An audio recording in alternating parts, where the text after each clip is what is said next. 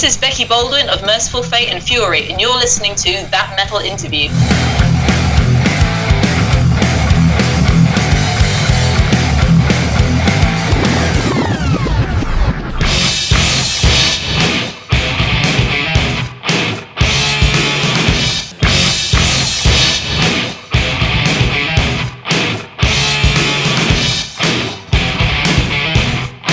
That Metal Interview.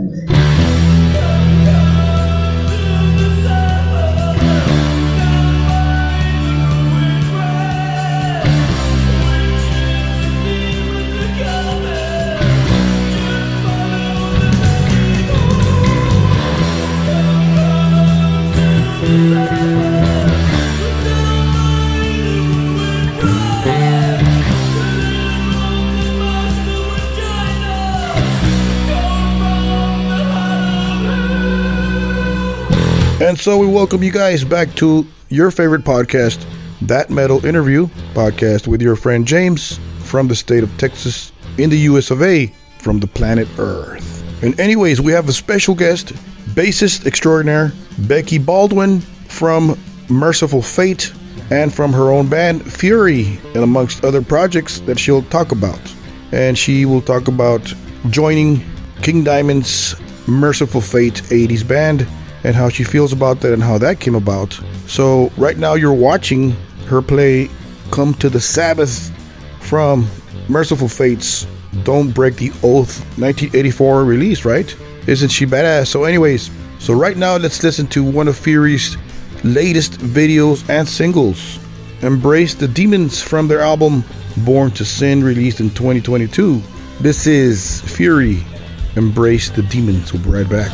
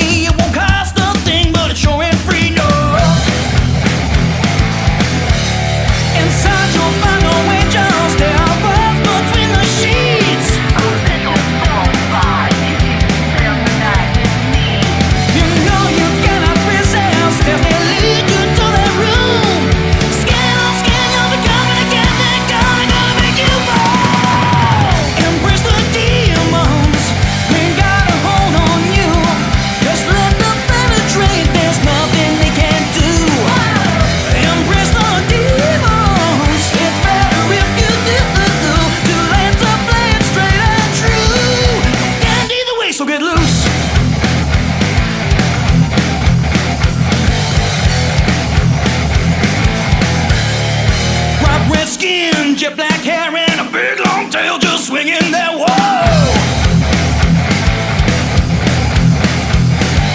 What there way deep inside of you make you question all you ever knew. Gaze up on this splendor, going weak at the knees. Don't worry, baby, this won't hurt, I'm here to please. You'll be under their spell, got you down, little falls. They're gonna make you flinch, you won't be sorry, but you will be slow. Embrace the demons, they got a hold on you. Just let them penetrate, there's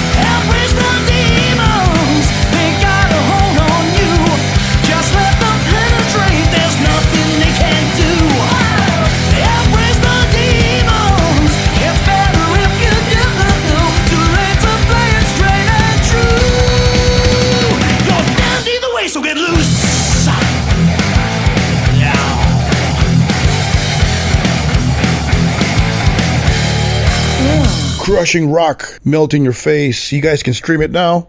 The album is called Born to Sin. The band is Fury, Fury. This is a band that Becky pertains to, as she talks about in this interview. And she also talks about how she's going to balance out the schedule for this band Fury and for the legendary Merciful Fate. She'll talk to us and reveal how she's going to accomplish that, right? And also ask her about the cover band that she plays in here and there sporadically, the Metallica tribute band. And she'll talk about that a bit, and she'll tell us which is her favorite Metallica track. Anyways, enough talking. This is our interview with the great Becky Baldwin of Merciful Fate and Fury. Enjoy. What part of the planet are you at? Where are you? So I'm in England, in the city of Birmingham. Okay, very cool. How's the weather up there? It's just been absolutely tipping it down for the last couple of hours, but it's cold, generally very cold, and today quite wet as well. Awesome. I'm here in Texas. Awesome weather in the 60s Fahrenheit. Very cool, huh? Oh, wow. That must be so much nicer. Right? Did it ever get cold there? Yeah. December, January, a bit of February, but it just depends, the weather's just crazy. Hard to tell. But right now it's sunny. Okay. It's real nice, yeah. Are you from Texas? Yes. I'm in Texas, about a couple hours from San Antonio. Okay. Yeah. So first of all, congrats on the Merciful Fate gig. Thank you. Thank you very much. How does that feel? It's pretty crazy, yeah, it's great. It's just really nice to feel settled into the position now. I did those couple of runs of shows back in 2022. Yeah. And of course, it was great to do those, but always being able to see the end in sight and knowing that the next show is probably going to be Joey coming back into the to do the live shows. Yeah. And so now I just feel I don't know, like a sigh of relief almost, that I know that I did a good job doing that first tour, and that I feel welcomed, and yeah, just that my role is stable. I guess before I just wanted to do a good job and make a good impression, not because I wanted the job permanently. Of course I wanted it, but I never thought that would be an option. But just to know that, like, such a band that I have so much respect for, that I would do a good job at it, and to know that I did that. I did okay because they want me back. It's just very reassuring. That's awesome. So you already have a band, Fury. How is that gonna? Yes. Is there gonna be a conflict there with the scheduling, or do you think? Yeah, I think not really. I think I'm gonna find a way to make it both work. I mean, with King Diamond, he's got Merciful Fate and also King Diamond as well, working two projects at the same time. And of course, King Diamond tours are going to be much more extensive than Fury, especially at the moment, because we're still quite a small band. So I know that with Merciful Fate, there's going to be a lot of planning involved. I'm going to know well in advance when there's any tours and releases coming up. So it means that for Fury, as a smaller band, it doesn't mean that they get completely put to the side or anything. It means that I can just use the time, those gaps that I do have in my schedule, to make sure something happens with Fury.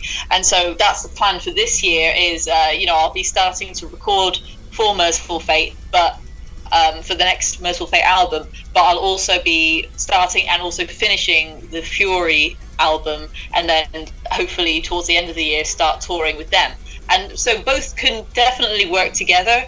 Of course, I have to still take priority of Merciful Fate, but that's not really a problem with the level that the band is at. And also, I book most of the shows for Fury, so it means like I know what the schedule is going to be for Merciful Fate, and I can just look for those gaps to book Fury shows. And so it's going to work out pretty good that I keep busy. I guess that's the main thing. I like to be busy, and I like to make sure I'm always releasing new music, albums, and touring. A lot of people say that that I came from the internet and like YouTube playing, but that's not really what I do most of the time. I guess it's how most people know me, is from the internet, because it's the biggest audience that I can possibly reach is online. But really, I spend most of my time touring and working with local bands in the UK. So that's more of the thing that I'm doing, and I just want to keep busy doing that. Yeah, you're super busy. Too many things to Yes. cover in 30 minutes or so. So let's try to get to some of the stuff. So you mentioned Yes. you mentioned the new album from both bands, huh? Merciful Fate and Fury. When can we expect those? Yes. So we can expect the Fury one this year, I hope, like maybe late summer or early or autumn or winter at the latest. And for Merciful Fate, I'm guessing, my guess is going to be toward 2025, maybe towards the end of 2025. But it depends how it all goes, because King is working on a King Diamond album Right. first. So yeah, so we've got a little bit of time there, and they'll have to tour that as well, give it the full, the full like tour, like world tour treatment and everything. But there is something in the works. I've listened to Hank's demos. He sent me, I think, about 9 songs a couple of weeks ago, and I've been listening through those. So it's on the way. Wow. But it's all just been in the works for kind of a while, and now things is just starting to fall into place. It's awesome news for us fans. So we know you did a tour, a couple of dates with Merciful Fate last year, 22. I'm sorry. Yep. This time around, when they called you up to join, did you get some new songs to learn, or is it basically the same stuff? Or I think for the dates that we have this year, we have just Brazil and Chile. So because they're also festivals, and we haven't been to that part of the world in, I think they haven't played that part of South America for 25 years at least. So it's going to be the same set list as it was for America. But I think, those are the chance. It's probably going to be about the same. There may be one new song, but it's not set in stone yet. We're just kind of like finishing a new, working on a new single. So that could be in the set, but it may just be the classic one, because the thing is, we don't really have, everyone's living in different countries, so we don't really have the opportunity to rehearse like we did for the America tour that I did. We kind of had an extra day to pre-production and set up all of the gear and do a little bit of rehearsing. We won't have that opportunity this time, so it depends on like how we feel about the new song. So it may just be the same set list as the North America show, and then new stuff will be on the new tour that comes after the new album. wow, very cool. So take us back to the first time you rehearsed with Merciful Fate. I saw an interview where you said you weren't able to make the first rehearsals because problems with flights and stuff. But how was the first time you stood next to King Diamond and the Hank and those guys? Were you kind of nervous, or were you pretty cool? I was so nervous. Yeah. Yes, so the first time when we got to really rehearse the songs it was just the 4 of us, so me, Hank, Mike, and Bjarne. So there was no vocals, and I guess that was something that was making me a little bit nervous, because I'd practiced at home so many times with the songs that obviously have vocals on, and along with live shows, again, there's vocals to kind of cue each section, and so you know where you are, and so I always felt very exposed having no vocals to kind of follow. And I was like, oh damn, I don't really know. I wasn't counting how many times we're going to do this section, because if it was led by the vocals, I would say, okay, when it says this word, that means I know I've got to change this. So I wasn't sure how it was going to go. But to be honest, I think I just literally played the set list so many times. It was like very much internalized. And I think for the other guys, they had the same kind of thing. We were still looking at each other to help each other with cues. So it went really well. So we rehearsed, just the 4 of us, did the whole set. And they were like, oh, yeah, sounds great. Well done. Yeah, should we go get some dinner or something? And they were done with it. They were happy to just finish it there. And I was like, oh guys, come on, please. Yeah. I missed the first couple of days that we could have rehearsed because of all these flight problems.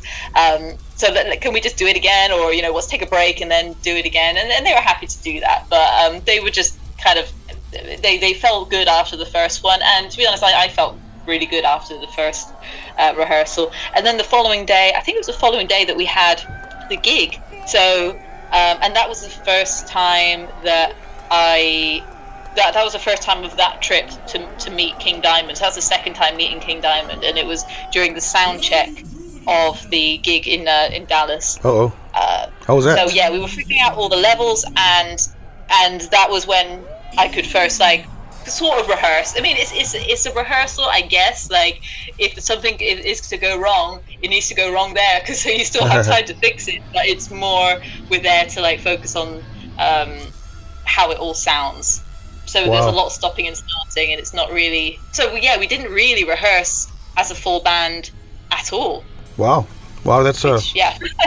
Yeah, not how I'd normally do things, but you know, that it's just the way it's got to be, I guess, when it's an international band and everyone's such professionals. They're all very dedicated to what they do, and so they come completely prepared, and so it's fine. But it makes it a very thrilling first show, because you feel like you just don't know what's going to happen next.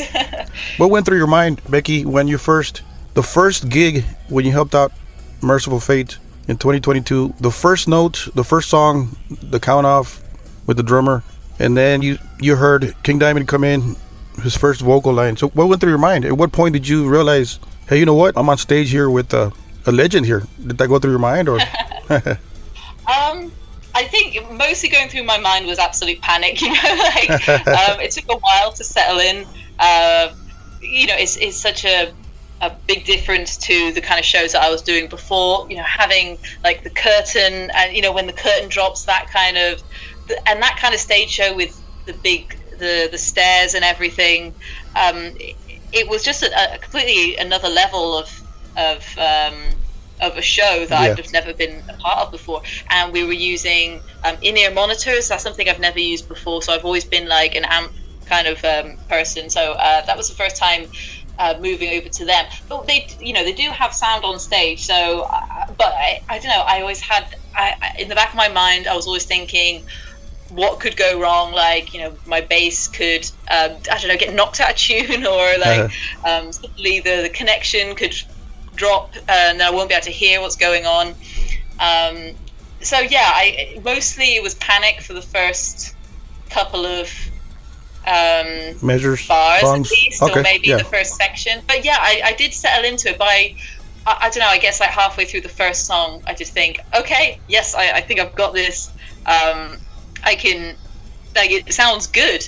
And it was more looking at the crowd and like seeing them watching us.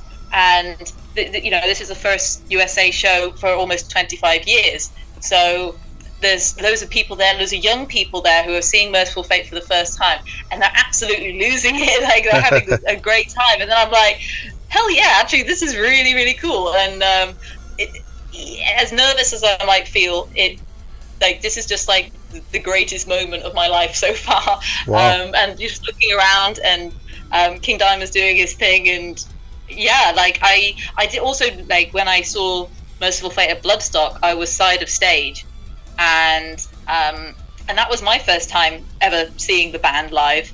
So I felt like I didn't get a full experience of I don't know, I feel like you don't fully appreciate something unless it's right in front of you. And so now, having a bit more time with the songs and being part of the stage set, it was like, yeah, this is like really insane, like totally awesome. Incredible, life-changing moment. Wow, what an honor. So, which is your favorite MERCYFUL song to play, Becky? I think, my favorite MERCYFUL Fate song is Melissa. I love that as a song to listen to. But for playing, would probably be Doomed by the Living Dead. That one's just so like old school, like thrashy, and it's got a really catchy chorus, and I don't know, it's got like loads of just like cool little features, and it's like, I don't know, just a short, tidy little song, and I love playing that one. I think that those two are my favorites to play. Which was the most difficult song to play, or I know you're a badass on bass, of course, but is there any song that gave you a hard time, or maybe a little bit?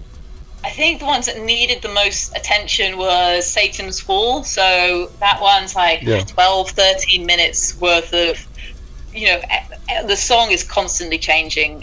You think, okay, you start learning it, and you're like, okay, this sounds like a verse. I've got this riff down, that's cool, move on to the next bit. You're like, oh, maybe this is a bridge, maybe this is a chorus, I don't know. And then you're expecting to come back to that verse at some point, but it just, new section, and then another new section, and another one. And then I think, maybe 10 minutes later, you come back to that first riff, and it's like, thank God we're back here again. But yeah, like, it just, because in terms of, it just took so long to learn every section, how it all fits together, and you're just not getting lost. I think that was the main thing in that song. The sequence, yeah, I gotcha. Yeah, I play guitar here in Texas, so I understand music and all that, the measures and this and that, so very cool. Wow. Yeah, you got to learn the sequence of the song first, huh? What's before? Yeah, verse, chorus, and whatever. that can be the hardest for, especially if there's long sections that are instrumental. I don't know, I find it it can be quite easy to get lost in sections like that. So how's King Diamond as a person? Is he what we've seen on videos, what we hear in the music? Is he some evil guy in a castle on a mountain with a sword? And is he a cool guy, or is he that?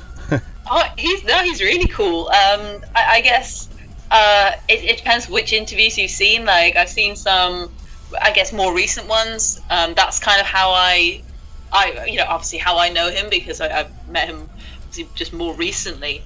But he's cool. He has so many stories. He's so chatty. Like, it's almost like he has to force himself to, like, kind of isolate from the rest of the band, because if he hangs out with us, he's just gonna have he has so much to say, and like so many interesting things to say, that we'll end up just chatting all day.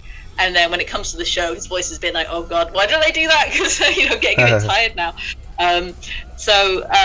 Yeah, no, he's really nice. And, lots of jokes, which, like, I don't know if it's like the Danish sense of humor or what, but it took me a while to figure out what his sense of humor was. And very, very dry, but not in, I don't know, maybe like British people have a very particular way of like doing sarcasm and dry humor, but I wasn't picking up on any of that at all, so I was taking him extremely seriously for a while, and he's not really like that. He, of course, he's very passionate about what he does, but he does like to make jokes and entertains himself with lots of stories and jokes. So do you play any other instruments, Becky, besides the bass? No, I am strictly just bass. I mean, I understand music enough to like play a bit of piano and strum a couple of guitar chords, but it's really just bass for me. How many basses do you own? I have, I think, like 6. I think I've got 5 here at the moment, and I think I've left one with my parents. But yeah, I'm not a big collector of basses. I got to be honest. I like my favorite bass, and I wish I could just play that every day. And the others are just out of kind of necessities, really. I love the way you did Souls of Black. I saw that video where you posted the intro bass line. Yeah, badass, right? Yeah. Oh, that's such a cool song, such a cool bass line, and yeah, that really did well online. Like, a lot of people took notice of that, and it's just nice to have a song that just straight from the off, like, bass in your face. Badass. Makes a big statement. Yeah. So do you strictly listen to rock metal, Becky, or do you listen to other kind of music? I guess, like, metal is where my kind of, where the music I grew up with is where my passion and my kind of geeky, like, musical history mind brings me. But I listen to a lot of punk as well, and of course different kinds of rock. I love musical theatre as well, so of all genres, like kind of the rock operas as well as more like 60s musicals and stuff. So I guess generally pop and rock music is my thing. I do like a bit of blues and jazz and stuff, more for its like interesting bass playing. Oh, and funk. I love funk. Playing funk bass lines are just sort of very satisfying to me. But it's very much a metal kind of thing. Give us an update on Fury. You mentioned a new album coming this year, right? Yes. Later. What's the update there? What's going on there? Gigs coming up? So we've got some gigs in, mostly gigging in the UK at the moment, and then in November we're going to be doing a tour in around like Switzerland and Germany mostly. So I'm hoping before that we'll be able to get out the next album. So we've written a bunch of songs. They're pretty much all there. We're actually going to go into the studio this weekend. Nice. And we're trying out a new studio at the moment. So we want to try and kind of get a different sound for the next album. So we're doing one song that we record this weekend, and then if we like how the sound is coming out, then we're going to try and book in for to record the rest of the album there. And I really hope that we can get something out by the autumn this year, because that would be great, and it would line everything up really nice for the gigs that we've got and for next year with Merciful Fate. So Yep. yeah, so I guess I call us just a kind of traditional heavy metal band. We are young people, but we're all just like massive Metallica, Iron Maiden, that kind of stuff. We're people that grew up on that kind of music. Oh yeah. We've never been a cool band. We've never been super popular in the kind of circles that we move in, but I think if you're into that kind of like flavor of metal, yep, then you'd like it. So the last album's called Born to Sin, and that's very in your face, kind of like heavy, a lot, kind of more like up tempo, thrashy, like Motorhead vibe kind of songs. Yeah, good stuff. Oh yeah, I heard it. Yeah. Oh, you like it? Oh yeah, cool. Yeah, nice. Great, thank you. Good stuff. So who writes the songs, Becky? Are you the main songwriter, lyricist, riff master, and all that? No, actually, it's Julian, the male lead vocalist. He writes most of the music, and he always has. So since the first album, that way before that I joined, he's been the main songwriter. And then I joined in late 2017. I was just a dep again. I was depping, and then ended up taking the full role. And yeah, since then I've taken on more of a almost like managerial role, I suppose. Like I kind of run the social media, I book the gigs, I send out the merch, I don't know, I kind of make things happen, but I'm not really a songwriter at all, to be honest. I just write bass lines. That's enough for me. Will we see Fury open for Merciful Fate one day, maybe? I mean, that would be crazy. That would be so cool. Right? But I don't know. I guess it depends what kind of shows Merciful Fate are doing. Whether there's opportunity to get Fury on the lineup. I'd love that. Fury would love that. I'm sure the Merciful Fate themselves would be totally cool with that. It's just like a case of what bands need that slot, because I don't know. In the music industry, it's all a lot of politics. So. Yeah. Doing favors for people and getting in with certain groups and stuff. So, I'm sure it's possible, but it just depends where and how it could come about. But it would be great, really. It'll work. It's just an idea, You should mention it to I think it would. To their management. Yeah. I think the music works together as well. I think. I think King Diamond has a very controversial, I guess not controversial, but a divisive voice. A lot of people, it's like Marmite, you either love it or you hate it. I don't know if you have Marmite over there, but yes. A lot of people are kind of, the voice is shocking and they don't like it. Yeah. And we get the same with Fury. A lot of people say oh my God, this guy's voice, I love the music, but the voice isn't for me.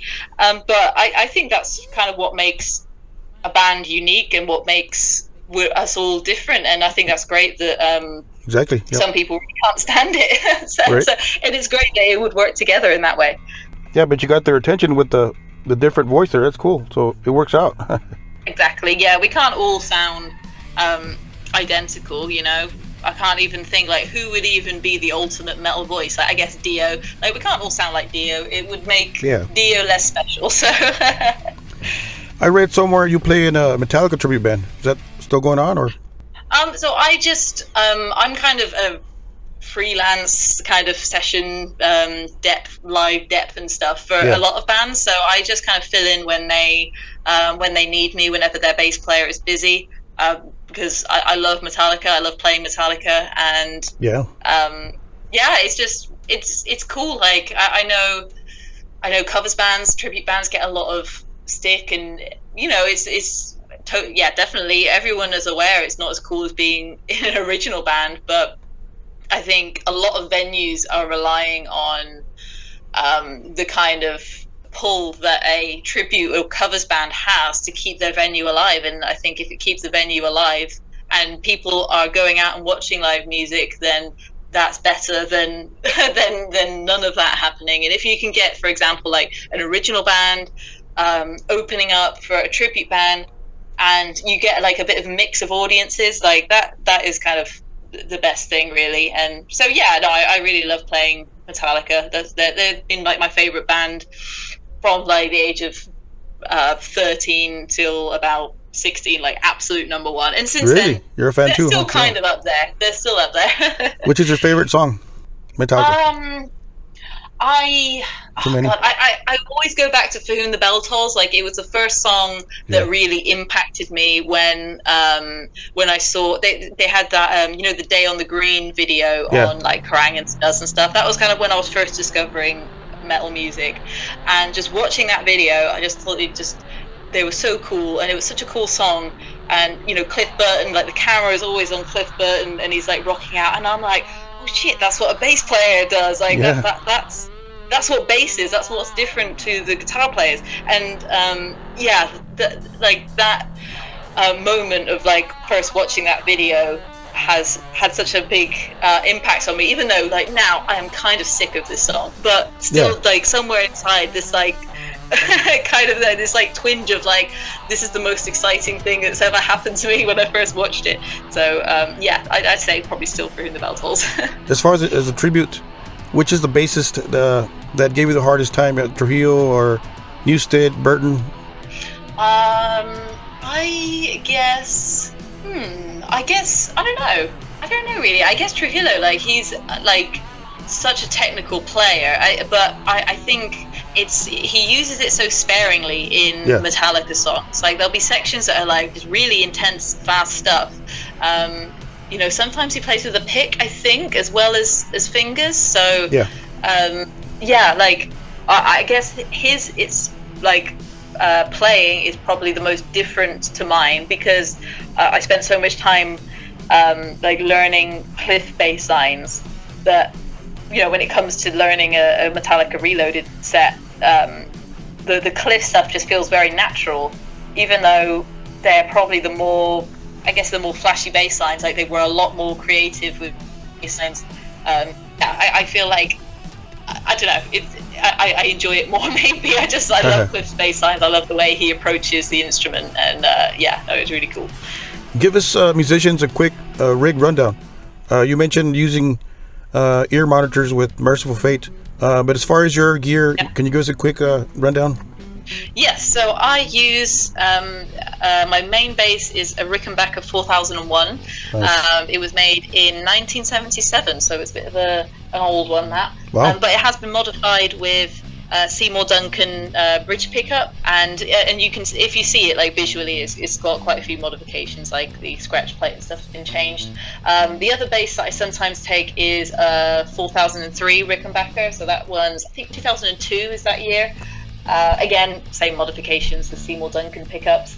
And then at the moment I'm using the Neural DSP Quad Cortex, which is it's like a computer in the shape of a pedal with loads of different effects in it, which is amazing. Like, it's an amazing bit of kit. But when I was on the Merciful Fate tour, at the time I was using the Dark Glass Photon pedal, which may be coming back out of retirement for the next Merciful Fate tour. I'm not quite sure. But actually, I have the Dark Glass sounds on the Quad Cortex anyway. And then for amps as well, I use the Dark Glass as well. The Dark Glass AO 900 head and the 2x12 cab whenever I've got amps. But yeah, with Merciful Fate, we tend to go for in-ear monitors. So myself and Mike and Bjarne are all on in-ears, and then King and Hank are coming through the monitors, like on stage.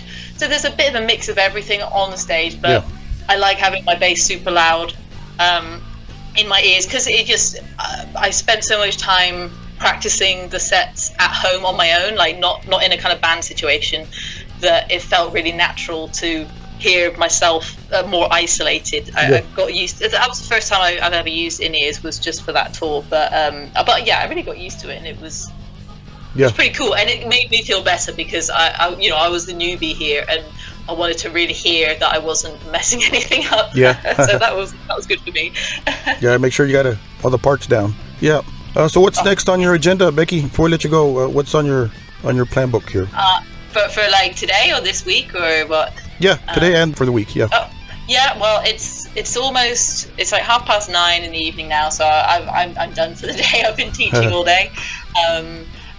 This week I have I run a Patreon. I didn't mention this, but that's something I kind of do with my any free time I have. Is I have a Patreon thing, and so tomorrow I'm doing a music quiz. So by the time this is aired, it'll be too late. But I do kind of roughly monthly music quizzes with my Patreon supporters. So that's kind of my plan for tomorrow, is finish off writing all the questions. I need to do an audio round for the quiz. And then in the evening, we'll be hanging out on Zoom and testing people's knowledge on heavy metal and stuff. Cool. And then, this weekend, as I said, doing the Fury recording. So I'll be going down to South Wales for that. And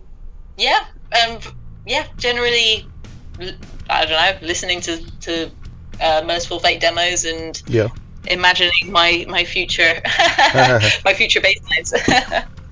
Very cool. So would you like to leave a message for to your fans listening today, Becky? Okay. I guess if you're a new fan, if you're a new listener, then please head to my website, beckybaldwinbass.com, where you'll find links to my YouTube, Instagram, TikTok, Facebook, web store, Patreon. I can't remember what I've listed. And if you've been following me for a long time, then thank you very much. Thank you for all your support and all the positivity about my recent announcement with Merciful Fate. It's been really cool to be part of the new Merciful Fate family. So thank you very much. Awesome, Becky. So thank you for your time, and congrats once more on your gig with King Diamond and the boys. And much luck to Fury, and hope to see you guys in the US soon. I hope so. Yeah, one day we'll make it over there. Very cool, Becky. Appreciate your time. Thank you. Thank you. A true talent from the UK, a very, very talented person. And thank you, Becky, for making time. And congrats once more on your new gig with King Diamond's Merciful Fate. And a big shout out to King and all the guys in the band. And of course, to all the fanatics, don't forget to support Becky on social media, Becky Baldwin.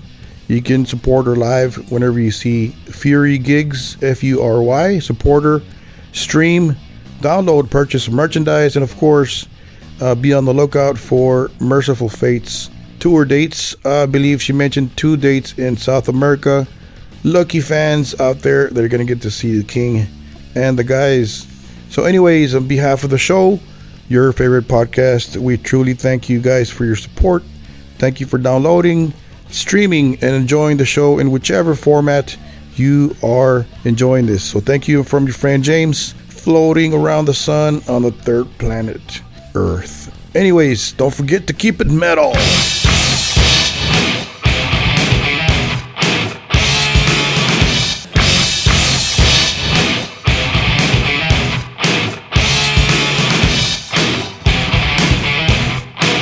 That Metal Interview.